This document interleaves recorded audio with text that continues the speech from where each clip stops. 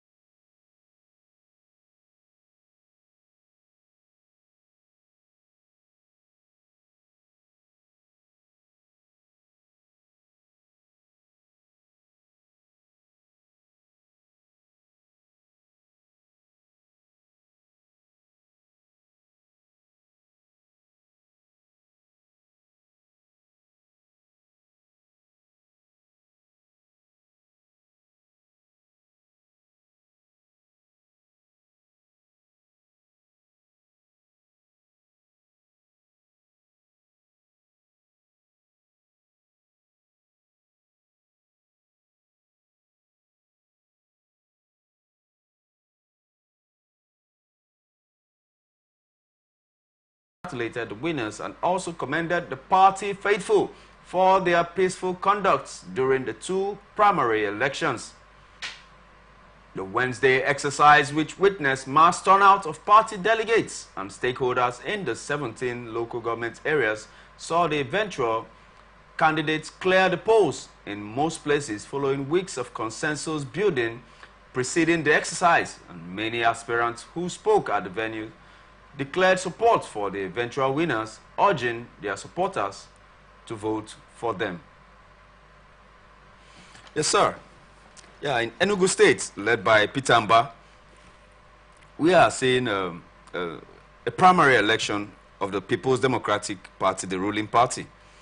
And so we should suppose that at the end of the exercise, they are ready for the local government elections, being that all aspirants are now candidates ready to go head-to-head with other political parties. As it stands, what do you think might be an upset to the status quo right now? Is there anything that is going to be different from the PDP taking complete control after the elections, or is there going to be any upset as at now, sir? First of all, before I delve into that, I want to express my worries. Okay, sir. Because the beauty of democracy is to create a contest. And the way the trend is going now, it is not to the best interest of democracy. Because where you do not throw the position open for people to contest it, how do you know that the person who is emerging is the best candidate? These have been the problem we are having. And when the person goes in there, the spirit of entitlement will not allow him to do what he's supposed to do. Because I know I am in the system, all the delegates prior to the election may have been, what they do, they would have gathered them in a place, give them envelope, pressurize the other opponent to step down, and they promise them one appointment or the other, and they come, and the whole delegate cast their vote for the person against their will. That is my worry. And if there is no internal democracy in the ruling party, and they are the people that may likely claim the local government position, looking at the antecedent of RESEC, the State Electoral Commission, the way the election is being conducted. So I think that, first of all, we need to make the issue of, elective, very competitive. Let the best candidate emerge. Let the loser accept his loss with the spirit of sportsmanship. Then when the person comes up to enter into government, he will know that he has gone through contest, and that there is that likelihood that the people may exercise their power as enshrined in Section 14 sub 2 that said that that sovereignty belongs to the people. How can sovereignty belong to the people when the people are coerced to vote in a certain direction? That is my worry. And I believe nothing different is going to happen in any good state. It's going to be business as usual. Nothing different is going to happen because it has manifested in the build-up of the internal primaries of PDP. So nothing different will happen. There is that likelihood that they will clinch all the position. Okay, let's delve into a little bit into party politics, into the run-up to the primaries. Yes. Because there seems to be a disconnect between the announcing of the date for the elections and the primary elections itself. Okay. In the primary elections, we know that there are pressure groups. We know that there are stakeholders. We know that there are juggernauts. And with the interplay between them brings up or vomits out, per se, such candidates that might seem entitled and might not be the best persons to occupy those seats, being that the ruling party has sat down with the stakeholders, with juggernauts, and with men that matters in the party. Is there any way, is there anything that could be done within that period of time before the primary elections takes place to be able to ensure that the right candidates come out instead of those that are being favored by the who is who of the parties? I think, Ray, the only thing I think could happen is to have a vibrant opposition. No. If there is a vibrant opposition, those candidates that I feel are vibrant, that we are not favored in that other political party, can defect to another political party to ventilate, their political interest. And that is the only way they may be different. And let me tell you, every local government chairman, every state governor want to ensure that all those that are elected into offices are those that are loyal to him, so that he can enjoy peace in his rulership. So there is no way everybody that may have emerged during the process of the primary are those who are loyal to the governor, Peter Mba. And that is why if you look at, there are two returnees. Yes. I think that should be their second tenure. Exactly. Two of them returned. Exactly. So if they were not loyal, they wouldn't have returned. So first of all, to ensure that the tenure of the governor is secured, to also ensure that the local government chairman is not giving too much headache, the people that must work with him must be those that are loyal to the governor. And that has been the trend of our politics. And that is why at the end of the day, they become rubber stamp to the governor. It is what the governor said that they will do. They will become OES member. And that is the beginning of the toleration of democracy in Nigeria.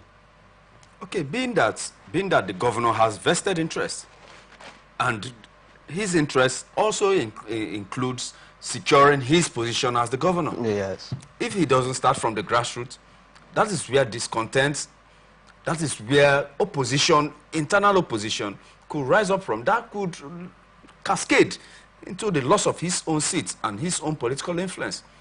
Do you think there's a way that parties can assure the governor, the party state chairman, and even the local government chairman, per se, is there a way of reassuring them of their positions being intact, and let the choice of the party, let the choice of the populace come out to be the candidates, sir? Now, if you cast your mind back, you will be able to trace how we got to where we are now. Okay, sir. Ordinarily, the way primary elections are conducted from 1999 to sometime in 2007, you understand that it's Operation Know Your Leader. Yes. At the world level, everybody will come out and line up for a candidate of your choice. The candidate they will stand and according to where they stood, their supporters will line up. Yes. And an officer from the state, from REC, yes, if it is in the River State, will be there to monitor the process. The party agents, they will be there. They will count. Now, what the problem we are having now is the introduction of delegate election. Delegate election is prone to manipulation. Because before you are named, people like us have not made the list of delegate election in our party. We can't make the list. Because they know they will not dictate who you are going to vote. They know a situation where somebody who have not gone to good secondary school will be made a legal advisor. Who knows nothing about the law. Is he not a square peg in a round hole? Exactly. Now, the problem we have basically is the introduction of delegate election. Until we revert back to our original operation, follow your leader. That is when all this will become. But you know their fear. If that happens, the candidate of their choice will lose. Because their candidates are not always popular. Because they are candidates that are loyal to them, but not the best candidate. That's where the problem is. And unfortunately, nobody is ready to change anything. And I also want to say something, that if you check out what is happening now in our political parties, any governor that comes on board, he wants to arrest the soul of the political party. Because if he doesn't have the soul of the political party, he will not be able to dictate who will emerge in the primary. That is why you see some party chairmen, they will remove them overnight with one court order from anywhere whatsoever. Before that person will struggle to get his mandate back, his tenure has elapsed. And before he could come back, the governor would have had his way. So that is the problem we are having. If the parties are allowed to operate the way they are supposed to operate, let the right persons occupy the right position, let it be operation, follow your leader, these abnormalities will be corrected. Good. Well noted, sir. Well noted. I remember back in the days of follow your leader, we hardly had rancors after such exercises. Well noted. And it should also be recognized that we should find a way to make it into the party bylaws and party constitutions for these,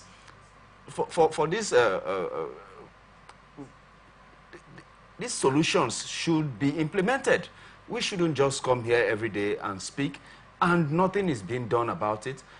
Take note of these statements. It should be implemented by the party structures, I mean, all around the country, in order to make sure that the candidates that emerge are the choice of the people. If the people have their way, the government will always be a popular one. That's our comments coming from our guest, Pastor C.N. Hunda.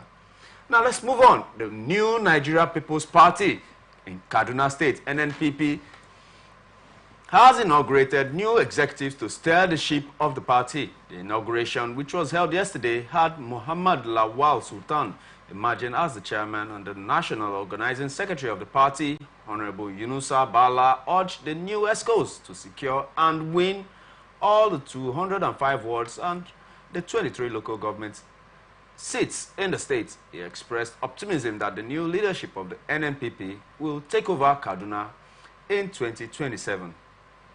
Sir, we are seeing a build-up of a regional party. The party is trying to be what APGA was as a then to the southeast. And with the success of NNPP, through the Kwakwansia movement, the Red Cap movement, they have been able to colonize, in parentheses, Kano State, which is the heartland of the north, which is the population center of the north. And they are now making inroads to the twin brother of Kano State, being Kaduna State, and urging all that have been inaugurated as party ESCOs in Kaduna State to take over Kaduna for NNPP. Do you see that exceeding not just in Kaduna State, but also the Northwest and maybe finally the Northeast? Will the party NNPP be able to have a strong taproot in the North per se, sir? Now, let me start by saying that the challenge we have is not the name of the political party. Okay. It is the components, the people that make up that political party. Oftentimes what we see is an old wine in a new bottle.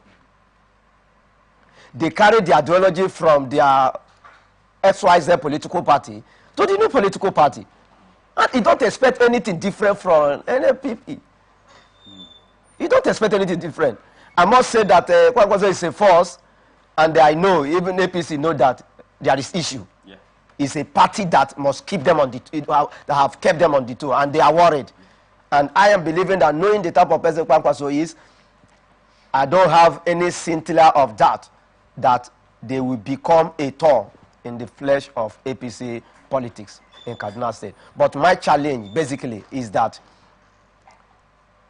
they are sprayed from the north to the west and to trickle down to the south. Yeah, will be depend on if they allow or if they practice through the internal democracy. If they will not adopt and transport what they are doing in XYZ party into this political party, they will go far. But our challenge is, are they ready? Because it's the same crop of politicians, nothing more. Okay, sir. Concerning Kano State, which is the genesis of the NNPP success, the NNPP success story per se, it was under the nostrils of APC national chairman Abdullahi Ganduje that, I mean, it blossomed, irrespective of him being the national chairman and a former governor of that state. Is he not having any plans of nipping the rise of NNPP in the bud, even as the national chairman of the APC? Is there nothing he could do to arrest the rise of such an opposition, even in his area of specialization and in his territory? Now, let me tell you. Yes, sir. What happened in politics, whether at the world level or AGL level, is when somebody has risen to a particular political, ladder, what they judge him is his antecedent. What has this man been able to do for his people? And if they find out that he has done nothing, the tide will flow against him. So while he's sitting, the water will be flowing under the table. So I think that there is nothing Ondeje can do except they will conspire with INEC. But if what happened in 2023 will be allowed, because the awareness is high now, because of what Peter Obi and the Obedient group did, the awareness is high, so it will be pretty impossible for him to influence the process. Because when the people cast their vote, they follow it up and they ensure that the will of the people are not subverted. So I think he can't do nothing, because it is his record that will speak for him. If he has done nothing. That is why every new government, when they come in, they try to buy the people with project. They have to, get to the people through, project that have direct bearing to the people. By so doing, they win the heart of the people. And when they win the heart of the people, they are able to garner vote from them. That is just how it goes. But following your last statement, the people, if for some of us that have been to the north, and even particularly Kano State, we know that there is a dichotomy between the elites and the proletariat. The people might be more in numbers, but the elites are having the power structure. Is this a rise of the people in the north? Is it going to be sustained? Or is just a gimmick for the ruling party, for the ruling elites to still take over the power structure from the people? Why I think that something different may happen now is because of the hunger in the land. Okay. People are ready to issue a change. And because the people are ready to issue a change, even the big men are afraid. Because the wire sophisticated weapon is found in the heart of the oppressed. So what I think is because of hunger, people will be willing to do something different that will ensure that things will change for good. And because of that, they will do everything humanly possible to ensure that their own choice is enthroned. Nothing more. There's nothing. They are just selected voices. Okay. Being that Kwakwanso is still waxing strong, do you see Ganduje coming back to the political terrain that Kwakwanso is occupying right now as the center stage of northern politics, sir? Or Kwakwanso will just retire as national chairman of the APC? Is he done for? I don't know. The information I read online today is that he has been tipped for a ministerial appointment, that he may likely resign as the party chairman. So if that happens, it means that he has been ruled totally into the APC, leadership and politics, and he may want to score a point by using his position. But I think that may not do much, because as a minister, you are not an elected officer. You don't control allocation. Yeah. And because you don't control allocation, your allocation is limited to that is approved through the president, that is your principal, and whatever is spent must be within what has been approved by the National Assembly. Yeah. And I think that because politics is all about pecuniary muscle. If you don't have pecuniary muscle, you will not be able to fight politically, because what you do is to ensure that you penetrate the people with what you think that will better their life. And when you do that, it will be very easy for you to penetrate their heart. But I think that although politicians are unpredictable, but I believe that from what is going on now, if what I'm hearing is truth, is anything to go by, he becomes a minister, there's going to be a very big contest. It's not going to be, federal might. Yeah. And of course we know in Nigeria, the factor of federal might cannot be overemphasized. So exactly. That is the only area I think, but he will not totally have a field day. Okay. All right, we've been discussing with a legal practitioner. Please, pastor, sir. A pastor, a shepherd of a church, and a political analyst, C.N. Ihunda. More to come from him, only if you just stay behind and don't move a muscle for us to come back from this very short break very soon. Please stay tuned.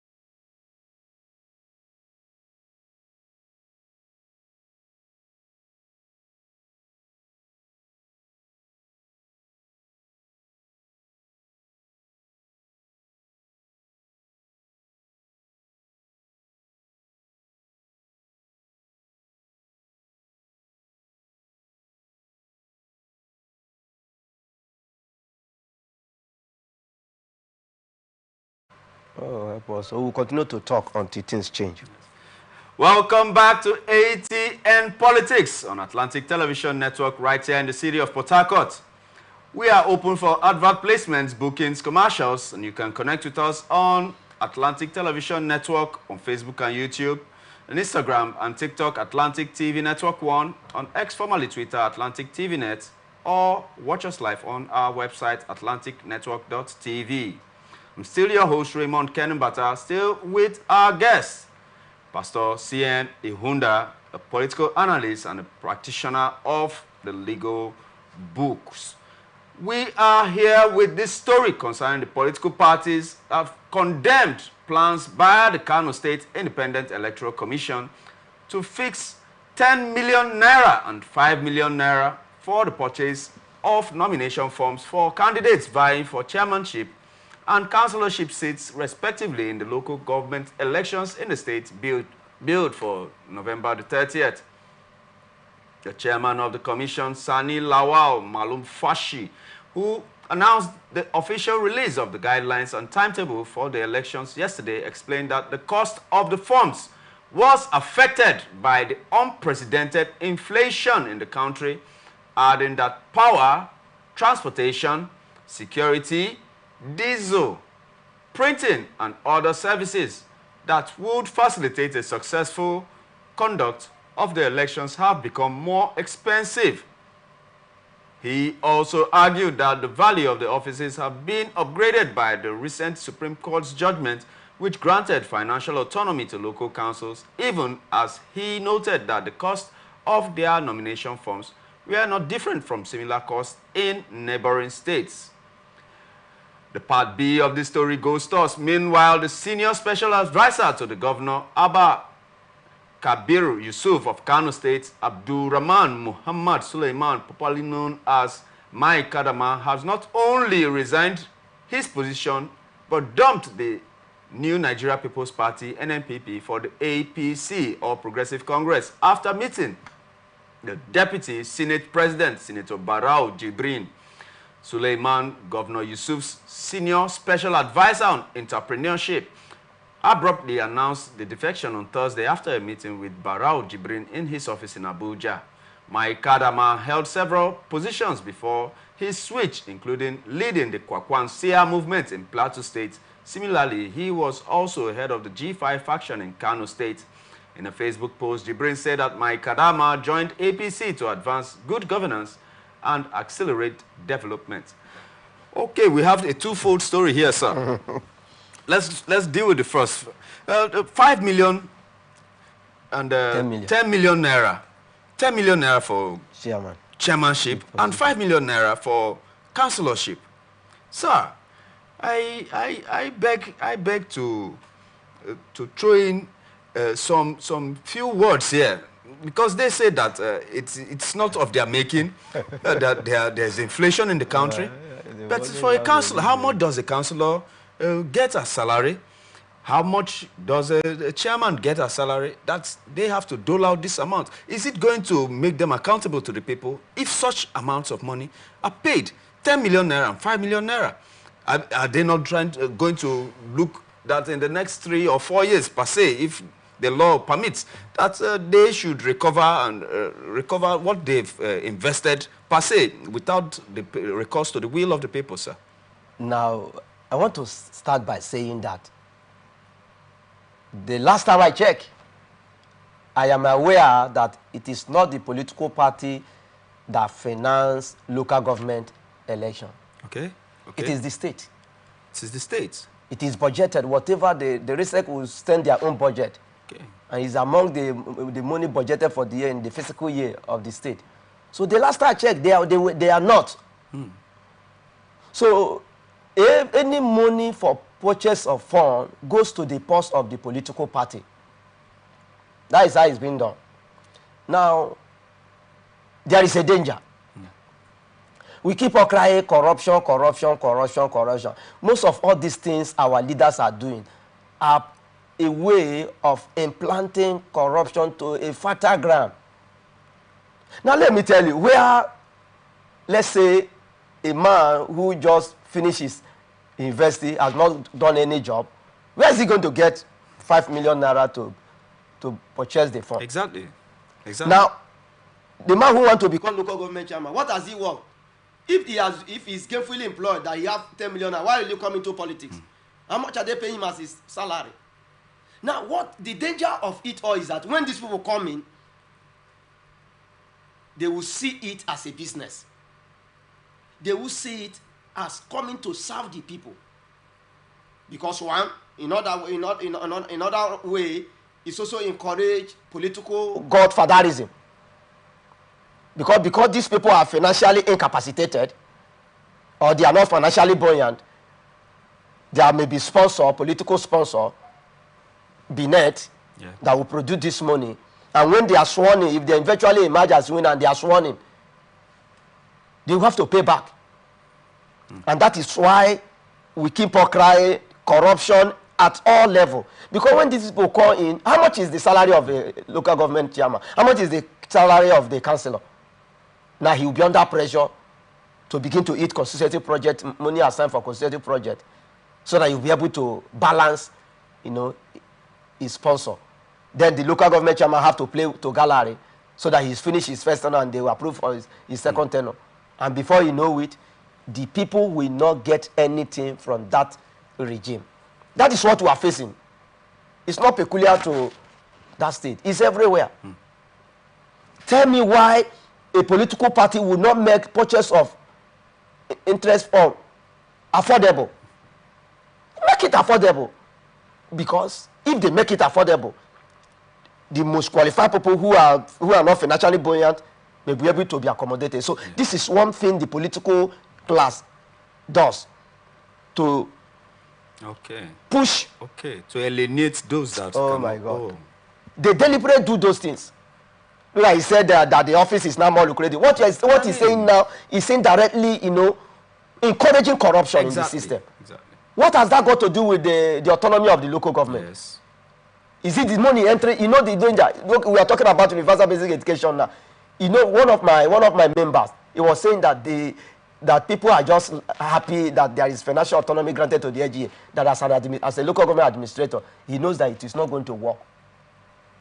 In practice, there is no way, if the governor did not support to come and from time to time intervening, in the financial crisis of the AGA, they cannot, no matter what they think the allocation is. Because the chairman will also want to, play to gallery, all his political, godfathers. Of course, how it's being done in the state. That is my fear. And if they will not be able, before the AGA were paying salary. Yes. They did not before state took over. It's the same thing that is going to at play. That's why when the vice president was saying, I just laugh. He's laughing because we know we have been there before. It did not work. It didn't work because there is bulk wages to pay by the AGA. Okay, sir. In this case, we are looking at Kano State having more than 40 local government areas for the chairman. Sir, you know where I'm going to. You already get my point.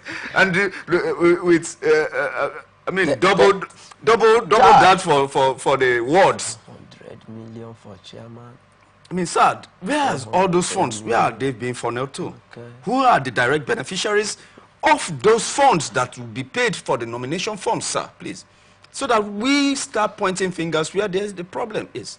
Who is the direct beneficiary of these funds, these huge funds from Kano State, sir?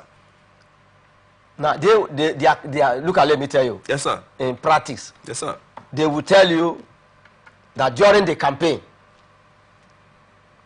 that is the grammar they will tell us later, that in the course of the campaign, they have spent so amount of money to turn around the local government.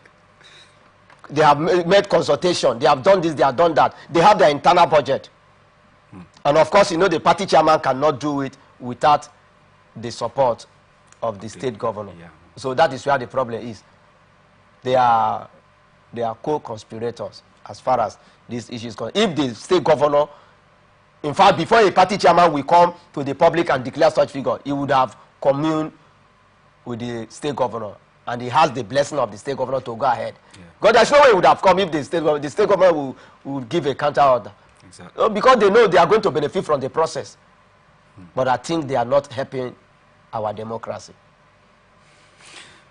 Oh, that is an eye-opener. But being that we have a part B of that, the NNPP has lost an aide, senior special advisor on entrepreneurship, to the APC after seeing the Deputy Senate President in Abuja. And per se, we thought that the NNPP had come to stay. Their ship is impenetrable. It's the Titanic of your days. They are sailing through the iceberg, reading sea, and there will be no penetration on the hull of the ship. But the NNPP has lost such a stakeholder that was even a forefront of the Kwakwansia in Plateau State. Are there more to join the APC from NNPP, or this is just one of those days, this is just one of those things, this is just an isolated incident, sir?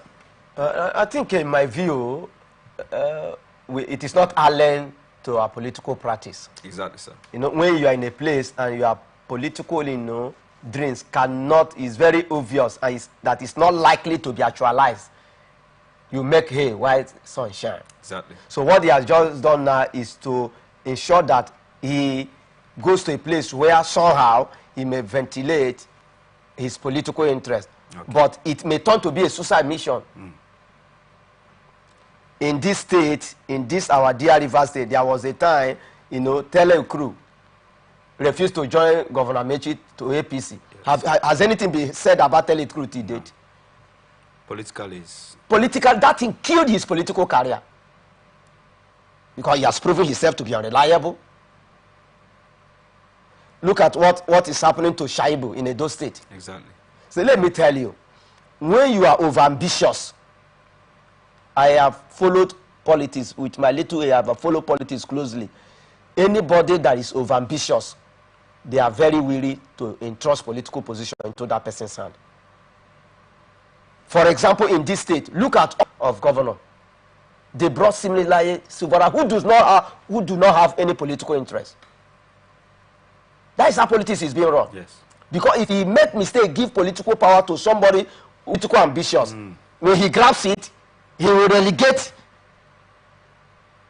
his political godfather to the background. Exactly. And that is the fear of every politician. Every politician wants to remain relevant. And that is why they must bring somebody that will be subservient to their leadership. Somebody that they will call on phone, they will answer. And that is the problem we're having in the state today. Now, yes, there may be some reactions, there may be some alignment and realignment. But I'm telling you, I pray that that movement does not turn to be a suicide mission. But I think that basically it's just for stomach infrastructure. Nothing else can come out of it. Okay, it's just a lone voice. Okay, sir. Okay, sir. That being an isolated case for now until future says otherwise. But the Vice President, Kashim Shettima, said that the recent Supreme Court judgment granting full financial autonomy to the local government councils will enhance Nigeria's universal basic education system. He made this assertion on Thursday during the public presentation of a new book, Navigating the Politics of the Universal Education Policies in Nigeria, written by former Deputy Governor of Ekiti State. Professor directly responsible for providing primary education will address the financial limitations that have hindered the alignment of administrative units with the government's educational agenda. Shoot, sir. Now, yeah, let me get your opinion on that. Now, I have by passive, I have tried to, touch that area. Exactly. Now, yes, I'm among the people that have been clamoring for, all-round autonomy of the LGA. But our problem in all sector is corruption. Do we have sent, as a local government chairman, what is the same product, payment of salary of the teachers? Yeah. That time, we suffered a lot because my father happened to be a teacher at that time. Okay. Sometimes they will owe them for 3 months. After they will go, they will manage and pay for 1 month. We suffered as his children that time. When we were at school, we suffered. Now, when state government saw what the people were suffering, they intervened and took over payment of salary. Now, remember that all the health center is under the local government. Yeah. Now, the UBA is under the local government. Now, the wages, the strength of the wages will suffocate the local government allocation.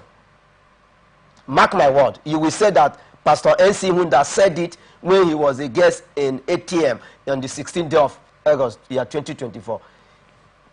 The local government post will be suffocated because there are so many wage bills waiting for them. And at that time, there's nothing the governor can do because you have been granted financial autonomy. Yeah. So what that means that you control your own fund. And if the fund is not enough, you are going to devise means whether to go and borrow. And if you borrow, you are going to pay. Yeah. And this, there is another danger it portends. It will now encourage low on AGA. We suffocate their purse. And we will hear when they will call the governor to come and intervene. Because when salary is being owed, Yes. the victims will speak up. Yes. And they will call the governor. Please come. By that time, Supreme Court will know that they have created a good problem for us. What I think can cure this sickness permanently is to see how anti-graft agency can beam their light. Okay. The most corrupt sector is the local government sector. Because it attracts little attention from the people. Yes. That is why the local government chairman can decide to run the local government AGA for 3 years, 6 years in a hotel. Yes. Because nobody checks him. He's hiding under the governor. But by this autonomy, like what we say in commercial law, the veil of incorporation has been lifted. So we can see those behind this, the company, Exactly. the board of directors. So now, since the governor has been taken out of the scene, that is shielding them from anti-graft agency, investigation, release more than 500,000 in a week to any local government chairman. They are still working with that now. Good. And when the financial autonomy was, I told people that may not be visible now because there are processes they have to follow. That for now, the state will still be collecting the allocation and be giving them. Okay. Though they have the difference now is that there is a figure on ground they need to get, not at the choice Of the governor. Of the governor any longer.